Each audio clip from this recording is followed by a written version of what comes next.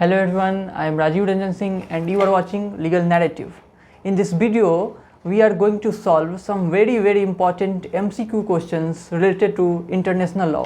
इस वीडियो में हम लोग इंटरनेशनल लॉ से रिलेटेड कुछ बहुत ही ज़्यादा इम्पॉर्टेंट MCQ क्वेश्चन सॉल्व करने वाले हैं जो कि सारे एग्ज़ाम्स के लिए बहुत ज़्यादा इम्पॉर्टेंट्स होते हैं।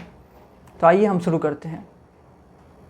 The question is international law इनमें से क्या है, एक तरह से डेफिनीशन पूछ रहा है। A body of rules legally binding on states है, natural law regulating states behaviour, दूसरा है law of subordination of states to a world government, a code of ethics providing directive principles of states behaviour. इनमें से सबसे appropriate answer A हो जाएगा। International law is a body of rules legally binding on states, तो A सही answer हो जाएगा।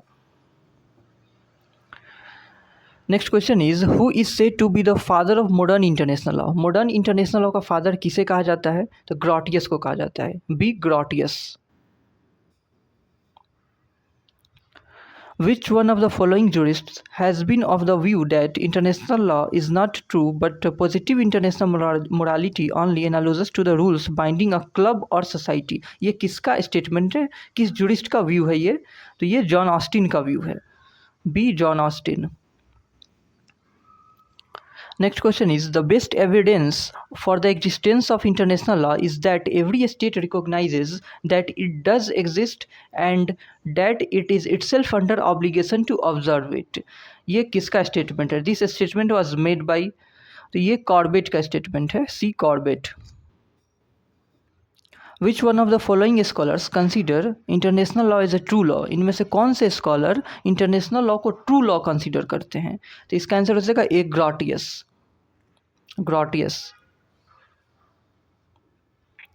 International uses translates into international custom only if international uses कब international custom बन जाते हैं? Only if followed by states for a long time, only if consistently and uniformly followed by states for a long time। तो कोई भी usage को custom बनने के लिए दो वर्ड बहुत जरूरी है, कंसिस्टेंटली एंड यूनिफॉर्मली। तो इसका आंसर हो जाएगा B consistently and uniformly followed. Next question is sources of international law. International law के सोर्सेज कौन कौन से हैं? Custom, treaty, general principles of law, all of the above. तो इनमें से सारे सोर्सेज हैं इंटरनेशनल लॉ के, कस्टम भी है, ट्रीटी भी है, जनरल प्रिंसिपल्स ऑफ लॉ भी है। तो आंसर हो जाएगा D. Next question is the expression international law has been introduced by. किसने इंट्रोड्यूस किया है टर्म इंटरनेशनल लॉ को? तो आंसर हो जाएगा बेंथम ने किया introduce, C Bentham. Next question is which one of the following is relatively the most important source of international law. कौन से इनमें से सबसे ज़्यादा इंपॉर्टेंट सोर्स है इंटरनेशनल लॉ का? ट्रीटीज़ है, जुडिशियल डिसीजंस है, कस्टम है या जनरल प्रिंसिपल ऑफ लॉ है? तो सबसे इंपॉर्टेंट ट्रीटीज़ माना जाता है, तो ए ट्रीटीज़ आंसर हो जाएगा। Who amongst the following doubted the legal character of international law. किसने डाउट किया हुआ है कि इंटरनेशनल लॉ का लीगल कैरेक्टर ही नहीं है? तो ये हॉलैंड ने डाउट किया हुआ है, Holland. Next is who amongst the following said that usage represents the initial stage of custom, custom begins where usage ends. ये किसका स्टेटमेंट है? ये स्टार का स्टेटमेंट है, ये स्टार का स्टेटमेंट है। ये याद करना होगा कि किसका स्टेटमेंट है। क्वेश्चंस बहुत सारे आते हैं, स्टेटमेंट्स दिए रहेंगे और पूछा जाता है एग्जाम में ये किसका स्टेटमेंट है। तो ये स्टार का स्टेटमेंट है। Next is who said that international law is the vanishing point of jurisprudence. ये बहुत फेमस स्टेटमेंट है हॉलैंड का। International law is the vanishing point of jurisprudence, ये हॉलैंड का स्टेटमेंट है। Ex aequo et bono maxim is related to, this maxim is related to source of international law, यानी सही answer हो जाएगा A source of international law. This maxim means according to the right and good, it is used in international law and it requires the consent of all parties. इसका सही answer हो जाएगा A sources of international law. Jus cogens means and includes, jus cogens का मतलब क्या होता है और क्या इंक्लूड करता है? तो इसका आंसर हो जाएगा D preemptory norms of international law which cannot be normally derogated by state। तो इसका मतलब क्या होता है जस्ट कोजेंस का? ये एक फंडामेंटल एंड ओवरराइडिंग प्रिंसिपल है इंटरनेशनल लॉ का, और ये कंपेलिंग नेचर का होता है। इसको सभी को फॉलो करना ही करना होता है, सारे स्टेट्स को बाइंड करती है, और इसका कोई एक्सेप्शन नहीं होता है, यानी इसको फॉलो करना ही करना है। तो इसका आंसर हो जाएगा D. Next question, according to article 38 clause 1 of the statute of ICJ, which one of the following is not a primary source of international law? इनमें से कौन प्राइमरी सोर्स नहीं है इंटरनेशनल लॉ का? International convention, decision of international decision of ICJ, international custom, general principles of law recognised by civilised nation. तो ये decision of international court of justice ये primary source नहीं है, तो ये बी आंसर हो जाएगा। बाकी सारे प्राइमरी सोर्सेज हैं। An additional characteristics of a norm of just cogence is that it, एक additional characteristics क्या है just cogence के principle का? तो it can be modified only by a subsequent norm or general international law having the same character। यही सही answer हो जाएगा ए, क्योंकि इसको अगर मॉडिफाई करना हो तो एक subsequent norm से हो सकता है जो कि इसी तरह के कैरेक्टर का हो, तो सही आंसर हो जाएगा A. Next is international custom is, international custom क्या है? नॉर्म ऑफ जस्ट कोजेंस नहीं है।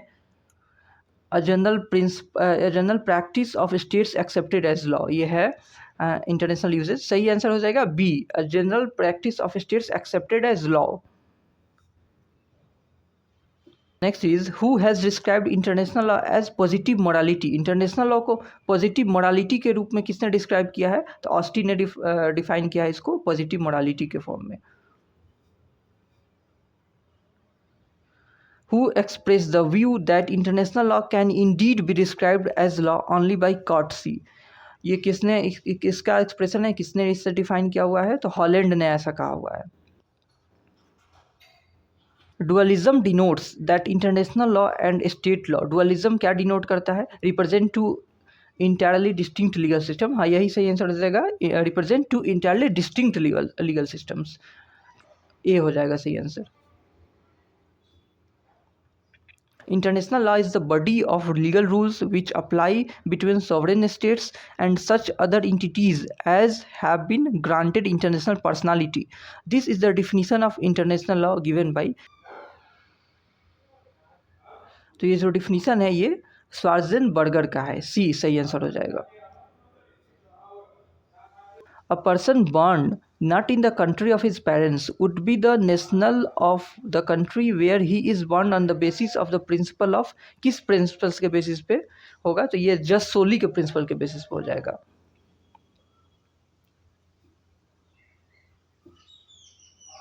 Next is according to the Italian jurist Angelotti, a positivist, the binding force of international law is founded on the supreme principle of, इसका सही answer हो जाएगा pacta sunt सर्वांडा।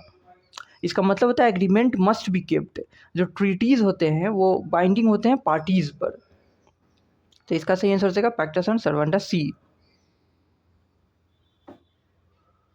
Next is declaring a diplomat persona non grata is a right of, तो ये receiving party का एक right होता है। मतलब कि किसी भी, ये डिप्लोमेसी के टर्म में है कि किसी भी डिप्लोमेट को अनवेलकम पर्सन डिक्लेयर किया जा सकता है, और एज ए डिप्लोमेट उसको एक्सेप्ट ही नहीं कर सकता है कोई कंट्री अगर चाहे तो। यह राइट होता है रिसीविंग स्टेट का, तो इसका आंसर हो जाएगा B. International law also develops through state practices, it is known as international customary law. State practices से डेवलप होता है इंटरनेशनल लॉ, इसी को इंटरनेशनल कस्टमरी लॉ कहते हैं। Question is the purposes of the United Nations are provided for under which of the following article of the United Nation charter. किस article में United Nation charter के purpose दिया हुआ है यूनाइटेड नेशन को establish करने का? तो इसका आंसर हो जाएगा सी, आर्टिकल 1 में दिया हुआ है purpose. Next question is, which of the following is not a purpose of the United Nations under Article 1 of the Charter? United nation को इस्टेब्लिश करने का कौन सा पर्पस नहीं है इनमें से? टू अचीव इंटरनेशनल कोऑपरेशन, ये एक पर्पस है। To bring about adjustment of the international disputes by peaceful means, ये भी एक पर्पस है। To develop friendly relation among nation, ये भी पर्पस है। टू इंश्योर डेमोक्रेटिक गवर्नेंस, ये पर्पस नहीं है, तो सही आंसर हो जाएगा D. The term United Nations was suggested by, किसने सजेस्ट किया था टर्म यूनाइटेड नेशंस को? तो रूजोवेल्ट ने सजेस्ट किया था। सही आंसर हो जाएगा ए, रूजोवेल्ट। इन विच one of the following articles of the United Nations Organization the principles of the self determination has been provided। principles of self determination क्या होता है? यह प्रिंसिपल एक तरह से right of people to freely determine their political status की बात करता है, एक तरह से कह सकते हैं फ्रीडम ऑफ चॉइस की बात करता है। तो ये यूनाइटेड नेशन ऑर्गेनाइजेशन के किस आर्टिकल्स में ये प्रोवाइड किया हुआ है प्रिंसिपल ऑफ सेल्फ डिटर्मिनेशन? तो ये आर्टिकल 1 में ही दिया हुआ है, ए आर्टिकल 1 आंसर हो जाएगा। One of the purposes of the United Nations as declared under Article 1 of the United Nations Charter is, कौन सा इनमें से एक पर्पज़ है यूनाइटेड नेशन का? टू अचीव इंटरनेशनल कॉपरेशन, ये एक पर्पज़ है।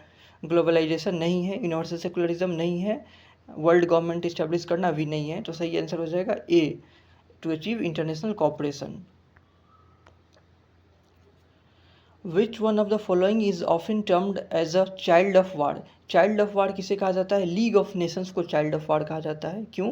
क्योंकि ये इस्टेब्लिश किया गया था फर्स्ट वर्ल्ड वार के बाद में। तो लीग ऑफ नेशंस, सी सही आंसर हो जाएगा। On which date India became a member of the United Nation? India United Nation का मेंबर कब बना था? तो इसका आंसर हो जाएगा 30 अक्टूबर 1945, यानी बी, 30 अक्टूबर 1945 को इंडिया मेंबर बना था यूनाइटेड नेशंस का। The United Nation organisation was formed on, किस डेट को यूएनओ का फॉर्मेशन हुआ था? तो 24 अक्टूबर 1945, यानी ए आंसर हो जाएगा। 24 अक्टूबर 1945 को फॉर्म किया गया था। The United Nations day is celebrated every year on, जिस डेट को फॉर्म हुआ था उसी डेट को यूनाइटेड नेशंस डे सेलिब्रेट किया जाता है, यानी 24 अक्टूबर को, बी सही आंसर हो जाएगा। Which original member of the United Nations was not represented at the San Francisco Conference in 1945 and did not therefore sign the United Nations Charter on 26 June 1945? किसने नहीं पार्टिसिपेट किया था? पोलैंड ने। The principal organs of the United Nations are those whose names are mentioned in, principal organs कौन होते हैं United Nations के, जिनका नाम किधर मेंशन होता है? तो सही आंसर हो जाएगा article 7 of the United Nation charter.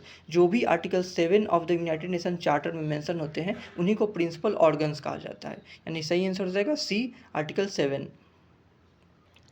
Next question is which of the following is not a principal organ of the United Nation? इनमें से कौन प्रिंसिपल ऑर्गन नहीं है यूनाइटेड नेशन का? आईसीजे प्रिंसिपल ऑर्गन है, सेक्रेटेरिएट भी प्रिंसिपल ऑर्गन है, Trusteeship Council भी है, International Monetary Fund principal organ नहीं है। तो डी आंसर हो जाएगा। Which of the following is not a chief organ of the United nation? फिर वही क्वेश्चन, कौन सा प्रिंसिपल ऑर्गन नहीं है? आईएलओ प्रिंसिपल ऑर्गन नहीं है, इंटरनेशनल लेबर ऑर्गेनाइजेशन नहीं है, सेक्रेटरी काउंसिल भी है, आईसीजे भी है, जनरल असेंबली भी है, यानी आईएलओ नहीं है, ए आंसर हो जाएगा। Which of the following is not a principal organ of the United Nations Organization? Trusteeship Council है principal organ, Economic and Social Council है, आईसीजे है, Human Rights Commission principal organ नहीं है, D answer हो जाएगा। Which of the following is not an organ of the United Nation? Economic and Social Council भी है, ICJ भी है, ट्रस्टीशिप काउंसिल भी है, डब्ल्यूएचओ नहीं है, डी आंसर हो जाएगा। What is the number of original members of the United nation? United Nations के ओरिजिनल मेंबर्स का नंबर कितना है? तो 51 मेंबर्स है, सी आंसर हो जाएगा। Next question is number of principal organs of United Nations are, United Nations के principal organs कितने हैं? तो 6 प्रिंसिपल ऑर्गन्स हैं यूनाइटेड नेशंस के, बी 6 सही आंसर हो जाएगा। और कौन कौन से 6 प्रिंसिपल ऑर्गन्स हैं? General assembly, security council, economic and Social council, trusteeship council, ICJ और यूएन सेक्रेटेरिएट, ये 6 प्रिंसिपल ऑर्गन्स हैं यूनाइटेड नेशंस के। Next question is purpose of United Nations is world peace, it was observe by, किसने ये observe किया था, किसका statement है? Purpose of United Nation is world peace, तो ये केल्सन का स्टेटमेंट है, बी केल्सन राइट आंसर हो जाएगा। In which of the following articles of the United Nations charter provides for the expulsion of a member of a state? Expulsion of a member of state की बात किस article में की गई है? तो आर्टिकल 6 में बात की गई है, article 6 deals with the expulsion of the member state. Which article of the United Nation charter relates to domestic jurisdiction? Domestic jurisdiction से रिलेटेड कौन सा आर्टिकल बात करता है? तो आर्टिकल 2 क्लॉज 7 बात करता है डोमेस्टिक जुरिस्डिक्शन से. Under which para of the United Nations Charter it is provided that the organization shall ensure that states which are not members of the United Nations organization act in accordance with their principles so far as may be necessary for the maintenance of international peace and security. ये कहाँ दिया हुआ है, किस article के किस para में दिया हुआ है? तो इसका सही आंसर हो जाएगा डी, आर्टिकल 2 पैरा 6 में दिया हुआ है. All members shall settle their international disputes by peaceful means in such a manner that international peace and security and justice are not endangered. ये किस आर्टिकल में दिया हुआ है यूनाइटेड नेशन चार्टर के? तो ये भी आर्टिकल 2 क्लॉज 3 में दिया हुआ है. Consider the following statements under Article 2 Clause 4 of the United Nations Charter. The members of the United Nations have undertaken that they shall respect the territorial integrity of each other, respect political independence of each other, not use force against each other. तो ये इसमें से कौन कौन से statements correct है? तो तीनों ही स्टेटमेंट्स करेक्ट हैं. Which one of the following is not mentioned as a principle of the United Nations under Article 2 of the United Nations Charter? इनमें से कौन प्रिंसिपल नहीं है यूनाइटेड नेशन का? Peaceful settlement of international dispute ये है. Non intervention in matters essentially with in the domestic jurisdiction ये भी है. Sovereign equality of all members of United nation ये भी है. Universal respect for human rights and fundamental freedoms for all ये नहीं है, नहीं मेंशन किया हुआ है. तो डी सही आंसर हो जाएगा 28 का सी.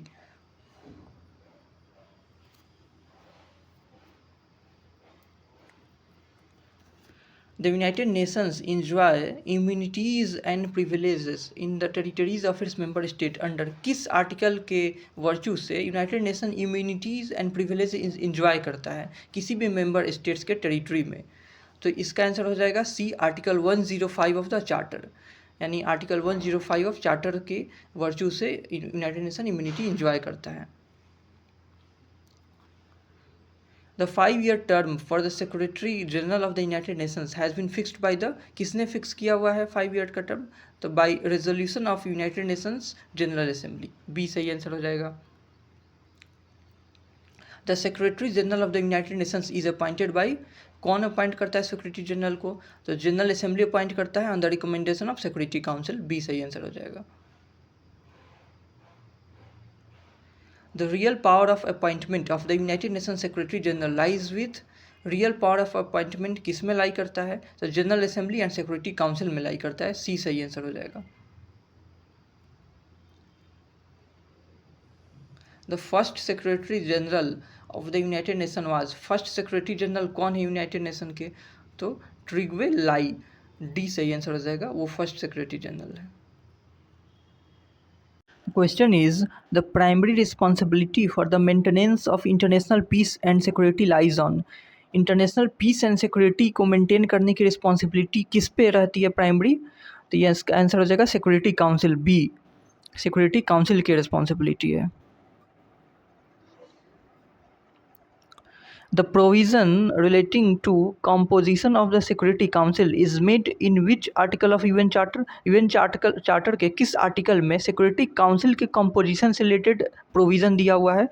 तो आर्टिकल 23 में दिया हुआ है. D, article 23. The right of self-defense provided in the UN Charter is subject to the judgment of the, self-defense का जो right है UN Charter में जो दिया हुआ है वो किसके जजमेंट के सब्जेक्ट है? तो इसका भी आंसर हो जाएगा बी, सिक्योरिटी काउंसिल. वो सिक्योरिटी काउंसिल का जो भी जजमेंट आता है उसको ध्यान में रखते हुए उसका फॉलो किया जाता है, उसका ये राइट को एक्सरसाइज किया जाता है, right of self defence.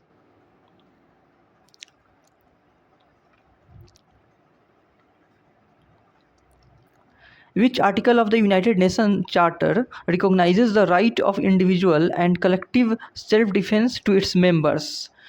UN charter के किस आर्टिकल से रिकॉग्नाइज किया जाता है सेल्फ डिफेंस के, या चाहे वो इंडिविजुअल सेल्फ डिफेंस हो या कलेक्टिव सेल्फ डिफेंस हो? तो इसका भी आंसर हो जाएगा आर्टिकल 51। आर्टिकल 51 से रिकॉग्नाइज किया गया है B51।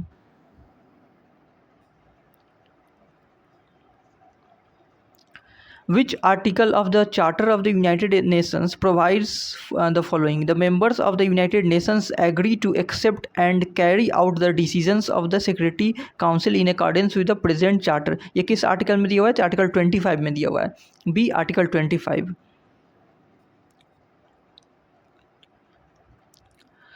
Under which article of the UN Charter the Security Council has the power to use force against a state?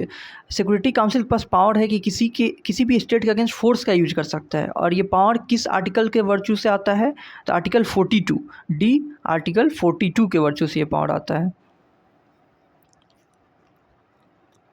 How many members are there in the security council of UNO? कितने members हैं? 15 members हैं security Council में, 15।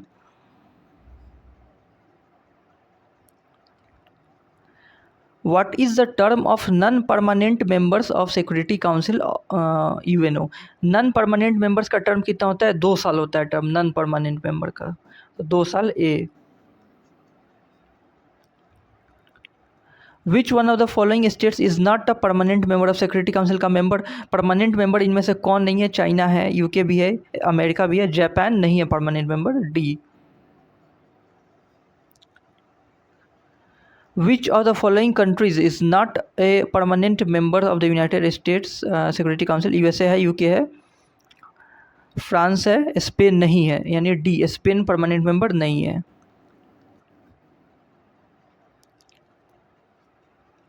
The decisions of the Security Council on procedural matters are made by, procedural matters पे जो decisions होते हैं वो किसके द्वारा मेड किया जाता है? An affirmative vote of 8 members, an affirmative vote of 9 members. हाँ, 9 मेंबर्स के वोट से होता है, an affirmative vote of 9 members, B correct answer हो जाएगा। In spite of the fact that veto is inconsistent with the principle of sovereign equality of all members of the United Nations, veto is vested with permanent members of Security Council for striking a balance between superpowers, maintaining international peace and security, political reasons। इसका main जो purpose है वो international peace and security को maintain करना है, तो maintaining international peace and security, B correct answer हो जाएगा। The voting procedure in the Security Council for admission of a member to the United Nations is by an affirmative vote of 9 members including the concurring votes of permanent members, C correct answer हो जाएगा। जो सी है वो correct answer है इसका। The action required to carry out the decision of the Security Council for the maintenance of international peace and security shall be taken by which of the following? All the members of the United Nations or some of them as the Security Council may determine, all the members of the Security Council general. इसका भी correct answer A हो जाएगा, all the members of the United Nations और some of them as Security Council में determine, जो Security Council determine करता है उतना, यानी A. Which is not a peaceful means of settlement of dispute under international law? इनमें से कौन सा पीसफुल मीन्स नहीं है सेटलमेंट का? रिटॉर्सन, कंसिलिएशन, नेगोशिएशन, गुड ऑफिसेस। तो ये जो है रिटॉर्सन, ये पीसफुल मीन्स नहीं है, बाकी सारे पीसफुल मीन्स है। Question is the first session of United Nation organisation general assembly was held on, UNO general assembly का फर्स्ट सेशन कब हेल्ड हुआ था? जनवरी 10 1945, जनवरी 10 1946, जनवरी 10 1947, जनवरी 10 1948। तो फर्स्ट सेशन हुआ था जनवरी 10 1946 को, B.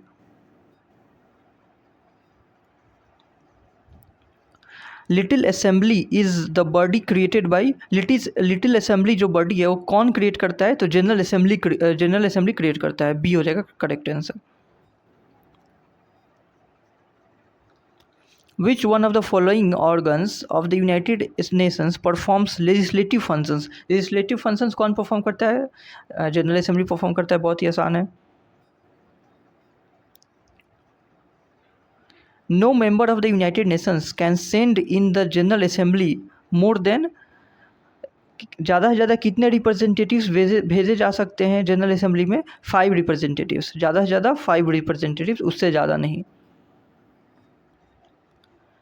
The decisions of the general assembly on important matters are made by, जो important matters होते हैं तो उसका जो डिसीजन होता है जनरल असेंबली द्वारा, वो कितने मेंबर्स के कितने मेजोरिटी से वो मेड किया जाता है। 2/3 majority of the members present and voting, 2/3 majority of present. A हो जाएगा correct answer, 2/3 majority of members present and voting. 2/3 majorities होगा जो प्रेजेंट है और जो वोट कर रहे हैं उनमें से। The powers of General Assembly of United Nations in the field of international peace and security are in the principle coordinate with those Security Council, secondary to those of Security Council. ये secondary होता है Security Council का, secondary to those of Security Councils. B. The budget of the United Nations is approved by, जो UN का budget होता है वो कौन अप्रूव करता है? जनरल असेंबली अप्रूव करता है। B हो जाएगा। Uniting for Peace resolution was adopted by the following. Uniting for piece जो रेजोल्यूशन है वो किसने अडॉप्ट किया है? तो जनरल असेंबली ने अडॉप्ट किया है uniting for peace resolution. Which one of the following statements is correct? Resolutions of the general assembly of United Nation are a source of international और नहीं। Resolutions of the general assembly are not more than recommendations and they cannot be called as sources of international, ये correct है। resolutions of security council as source of international, इसमें बस B correct है। resolutions of the general assembly are not more than recommendations, वो mere recommendations होते हैं और उनको sources नहीं कहा जा सकता है। जो भी recommendations होते हैं जनरल असेंबली को वो sources नहीं होते हैं, वो recommendations माने जाते हैं। तो बी करेक्ट आंसर हो जाएगा। What is the name of the 6th committee of the United Nations General Assembly? 6th committee का क्या नाम है? लीगल कमिटी है। 6th committee legal committee.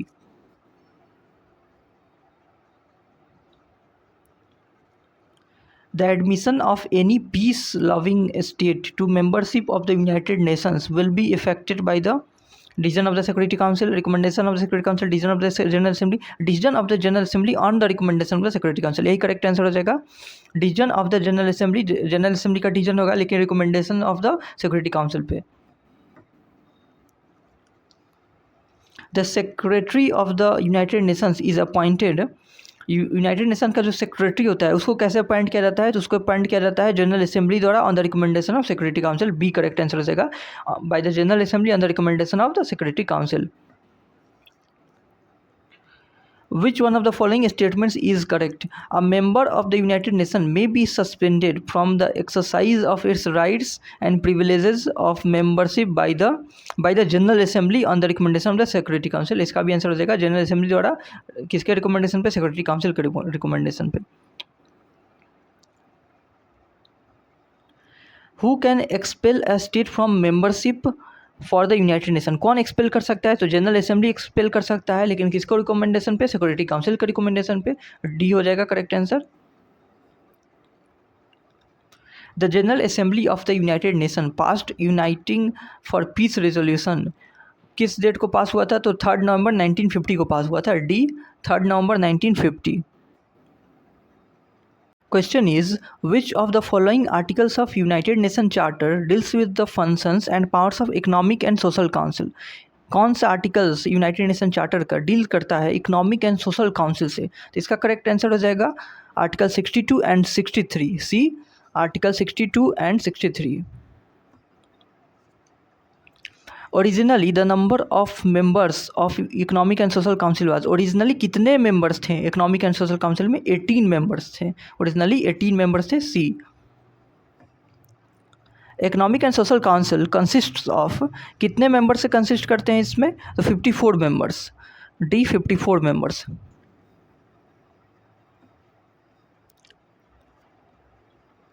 In which city is the United Nation Human rights council is based? इसका correct answer D C Geneva हो जाएगा। Geneva. Members of economic and Social Council of United Nation organisation are elected by, Economic and Social Councils के जो members होते हैं उनको कौन elect करता है? तो उनको इलेक्ट करते हैं General Assembly. General Assembly elect करता है। Which one of the following is not the function of the Economic and Social Council? इसमें से कौन सा फंक्शन नहीं है इकोनॉमिक एंड सोशल काउंसिल का? Promotion of economic and social development है function, promotion of better standards of human welfare ये भी है function, supervision and control of the functions of specialised agency ये फंक्शन नहीं है, और observance of human rights and fundamental freedom ये भी है।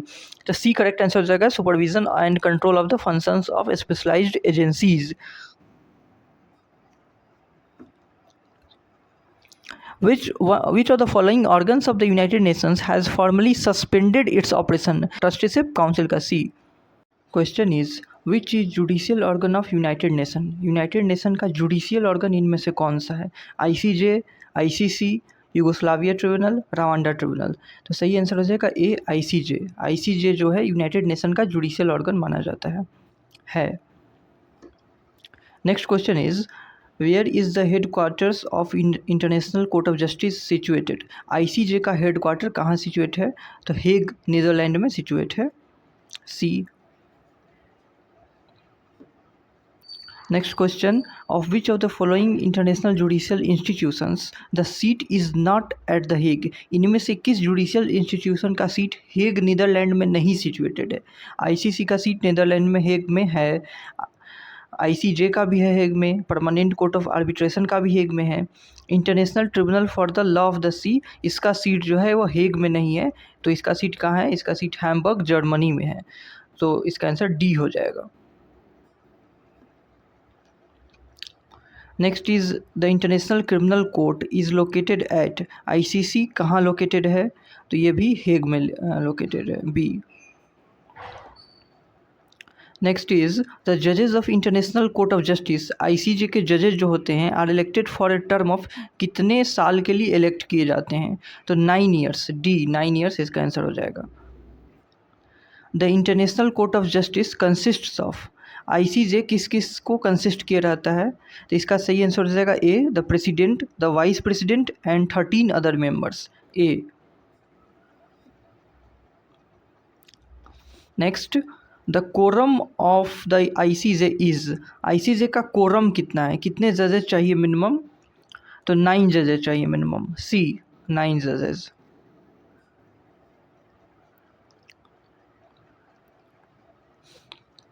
Next is the decision of the International court of Justice is signed by home? ICJ का जो decision होता है वो किसके द्वारा साइन किया जाता है? प्रेसिडेंट, रजिस्ट्रार या दोनों? तो ये दोनों ही साइन करते हैं, यानी C both A and B, president और रजिस्ट्रार दोनों ही साइन करते हैं। Next the Permanent Court of Arbitration was established in pursuance of the following? किसके परसुएंस में परमानेंट कोर्ट ऑफ आर्बिट्रेशन का इस्टेब्लिश हुआ था? हेग कॉन्फ्रेंस ऑफ 1899 एंड 1907 इसी के परसुएंस में हुआ था, तो ए सही आंसर हो जाएगा।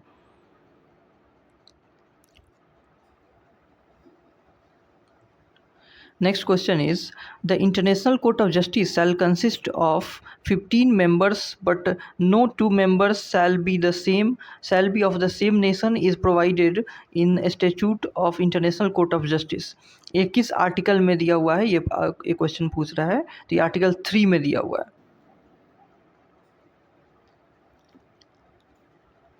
Next question is the official language of the ICJ are? ICJ का ऑफिशियल लैंग्वेज क्या क्या है? तो इंग्लिश और फ्रेंच ऑफिशियल लैंग्वेज है ICJ का, A. The first Indian appointed as a जज of the International court of Justice was? पहले इंडियन जो ICJ में जज बने थे वो कौन है? तो पहले इंडियन जस्टिस नागेंद्र सिंह थे जो जज बने थे ICJ में, तो बी हो जाएगा सही आंसर इसका।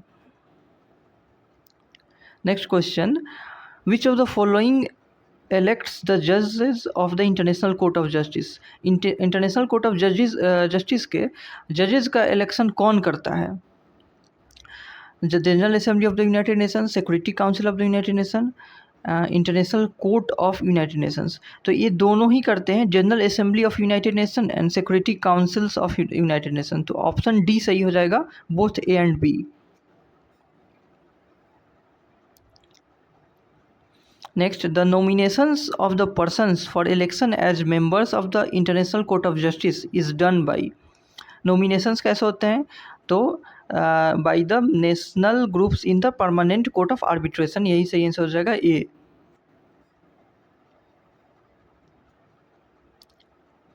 Next question, persons chosen as ad hoc judges are to fulfill the conditions required by the article of the statute of ICJ. These articles are, ad hoc judges को conditions fulfill करना होता है किस articles का? तो article 2, article 17 class 2 और article 20 का conditions fulfill करना होता है, यानी डी करेक्ट आंसर हो जाएगा. Article 2, article 17 class 2, article 20. Who can be parties in cases before the International Court of Justice? ICJ के बिफोर जो केसेस होते हैं उसमें पार्टीज कौन कौन से हो सकते हैं? तो बस स्टेट्स पार्टी हो सकते हैं, तो बी करेक्ट आंसर हो जाएगा. A judge of the International Court of Justice can be dismissed by. ICJ के जज को डिसमिस्ड कैसे किया जा सकता है? तो dismissed by Security Council, dismissed by General assembly on the recommendation of the security Council, लेकिन में यूनानिमस ओपिनियन ऑफ द जजेस of the court, unanimous decision of the general Assembly. तो इसका करेक्ट आंसर हो जाएगा C, unanimous opinion of the other जजेस of the court. Court के other जजेस की यूनानिमस ओपिनियन से, तो इसका सी आंसर हो जाएगा. Point out the correct answer. A member of the International Court of Justice cannot be dismissed unless, in the unanimous opinion of the other members, he has ceased to fulfill the required conditions. यही सही answer हो जाएगा, unanimous opinion of the other members. Next is, a decision of the ICJ has a binding effect on. ICJ की decision का binding effect होता है किस पे? Parties alone in the particular case, in the states in the similar situations, national courts in the similar circumstances, interveners who were not original parties in the particular case. तो इसका सही answer हो जाएगा parties alone in that particular case, उन पे binding होता है.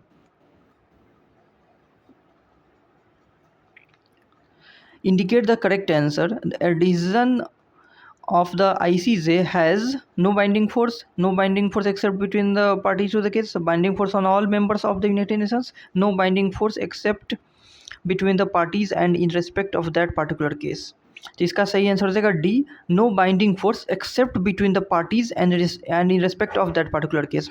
बस पार्टीज के बीच में बाइंडिंग होगा और उस पर्टिकुलर केस के रिस्पेक्ट में बाइंडिंग होगा, तो डी करेक्ट आंसर हो जाएगा. Next is, which article of the statute of ICJ provides that the decision of the court has a binding force only between the parties and in respect of the particular case? कौन सा article में दिया हुआ है कि बस parties पे binding होगा और उस पर्टिकुलर केस के रिगार्डिंग बाइंडिंग होगा? तो ये जो होगा आर्टिकल 59 में दिया हुआ है, article 59 C.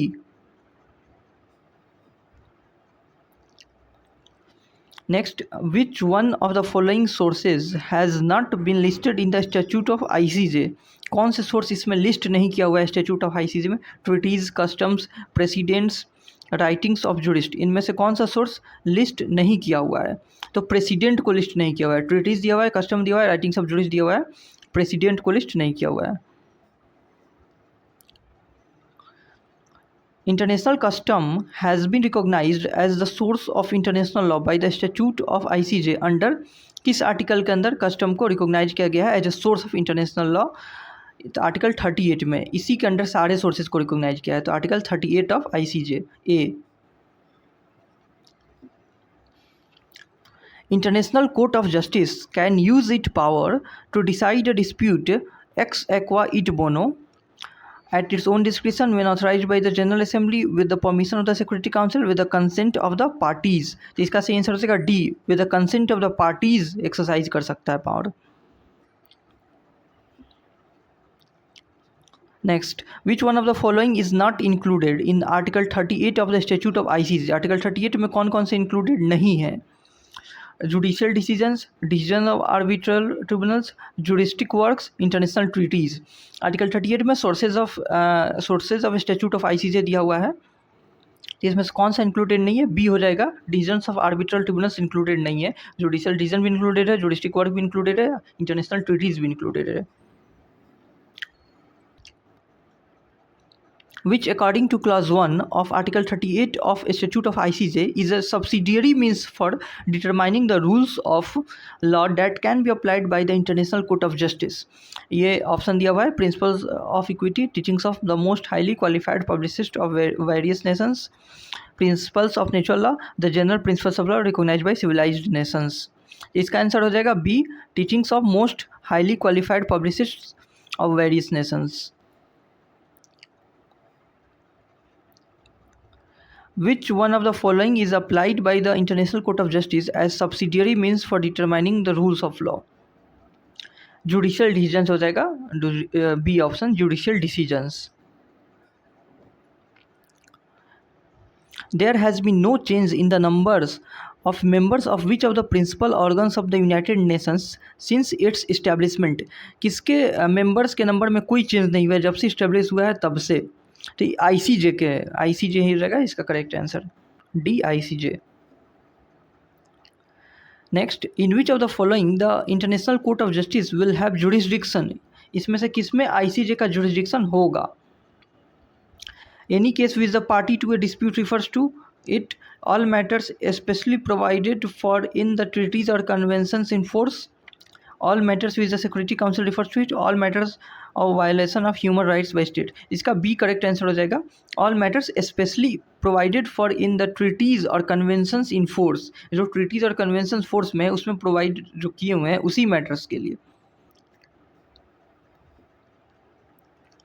Next is the judgment of ICJ is to be signed by. ICJ का जजमेंट किसके द्वारा साइन होना चाहिए? तो प्रेसिडेंट और रजिस्ट्रार दोनों के द्वारा साइन होना चाहिए, ये हो जाएगा।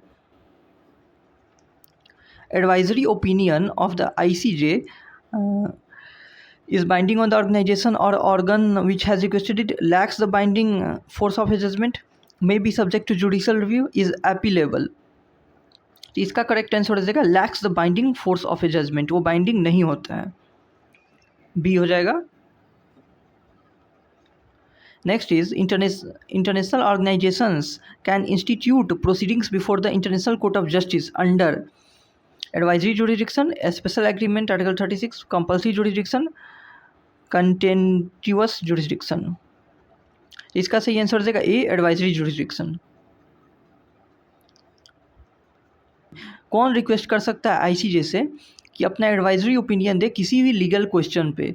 तो any members of the United Nations, the highest court of justice of any nation, the general assembly of the United Nations, any permanent member of the security council.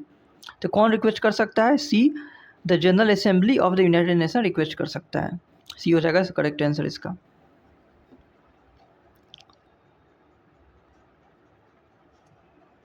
In the event of a dispute as to whether the international court has jurisdiction or not, the matter shall be settled by।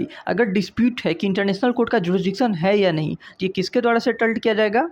तो इसका सही answer हो जाएगा C, decision of the International court of justice, ICJ ही settled करेगी।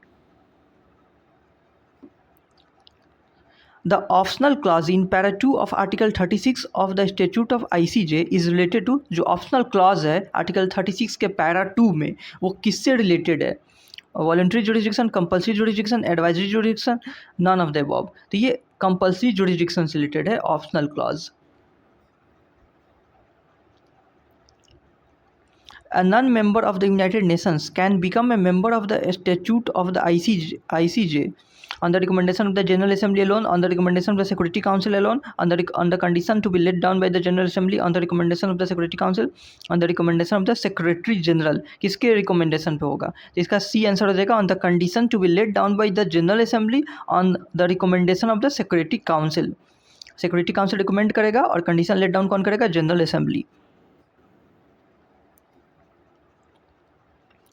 Who out of the following is entrusted with the task of enforcement of judgments of the International Court of Justice? The General Assembly of the United Nations, the Council of the United Nations, both the General Assembly and the Security Council of the United Nations, the ICJ। इसका correct answer हो जाएगा B, the council of the United Nation. Does United Nations as an organization has the capacity to bring an international claim against a state in ICJ? क्या United nation किसी के against claim ला सकता है ICJ में? क्योंकि United nation एक organisation है, तो क्या उसकी कैपेसिटी है कि कोई इंटरनेशनल क्लेम ला सकता है किसी स्टेट के अगेंस्ट आईसीजे में? तो ऑप्शन है यस नो अलग अलग दिया हुआ है। Yes because United Nation is also deemed to be a state. No because International court of Justice is open to the states parties to the statute only. Yes because United Nation has a legal personality. तो इसका answer हो जाएगा सी, yes, क्योंकि United nation भी legal person माना जाता है, उसके भी अपनी लीगल पर्सनालिटी होती है। Next is which one of the following statement is correct?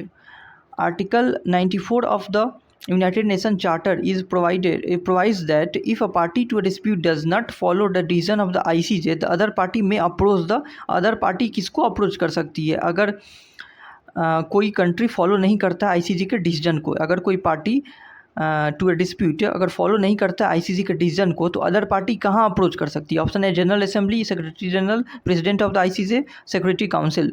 तो सेक्रेटरी काउंसिल को अप्रोच किया जा सकता है, यानी डी करेक्ट आंसर हो जाएगा। Out of the following who has not been elected as a जज ऑफ आईसीजे? इनमें से कौन एज अ जज ऑफ आईसीजे अभी तक इलेक्ट नहीं हुए? डॉक्टर नागेंद्र सिंह इलेक्ट हो चुके हैं, दलवीर भंडारी ये भी इलेक्ट हो चुके हैं, आर.एस. पाठक ये भी इलेक्ट हो चुके हैं, रंगनाथ मिश्रा ये नहीं इलेक्ट हुए हैं आईसीजे के जज के रूप में। इसका करेक्ट आंसर हो जाएगा D, Ranganath Mishra. Question is, the United Nations Commission on the Human Rights was replaced with the United Nations Human Rights Council for the Enforcement of International Human Rights in the year?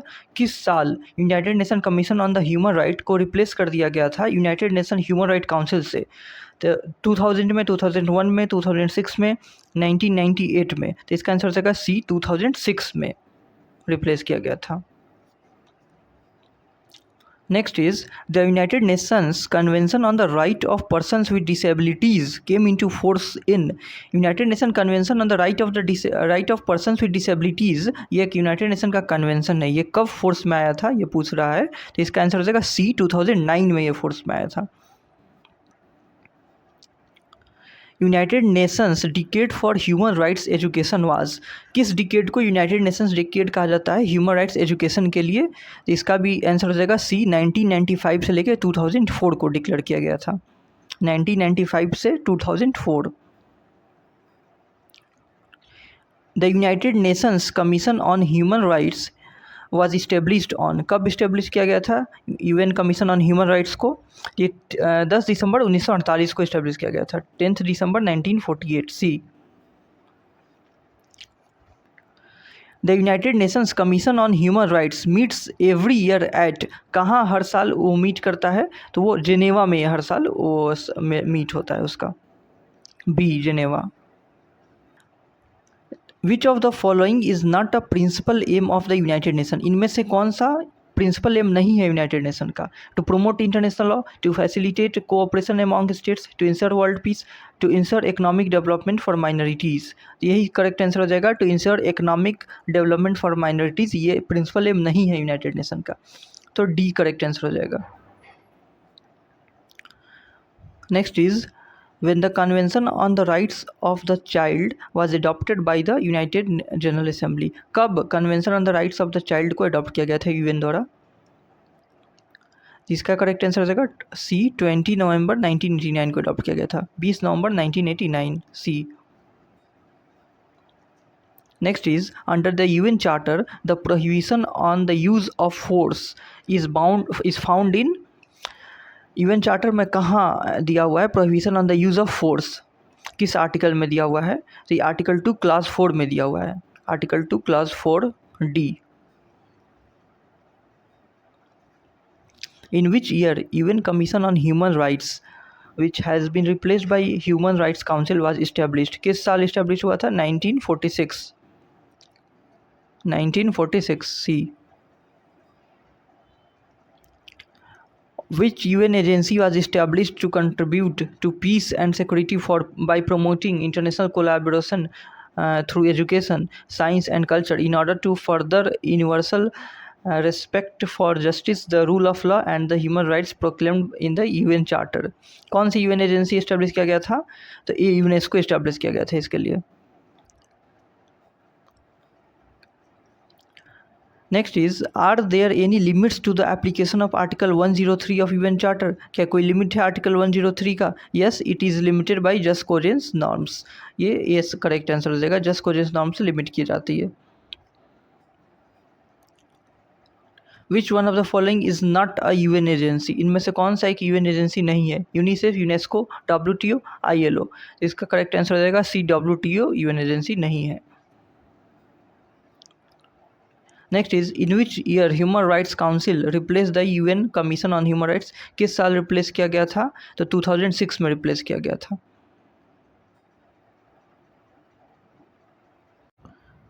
Question is, when was the universal Declaration of human rights made?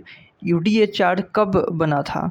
तो इसका सही answer हो जाएगा 10 दिसंबर 1948 ए, 10 दिसंबर 1948। Universal Declaration of human rights was adopted in the year? किस साल adopt किया गया था UDHR को? बहुत ही आसान है, सही आंसर ए, 1948 में अडॉप्ट किया गया था।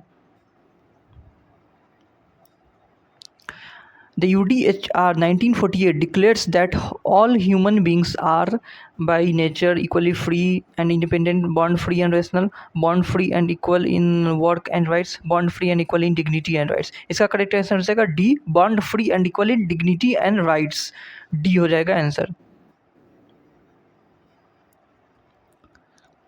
Who of the following was the main mover behind the universal declaration of human rights? Roosevelt main mover माने जाते हैं, मेन मूवर रूजवेल्ट माने जाते हैं। डी हो जाएगा करेक्ट आंसर।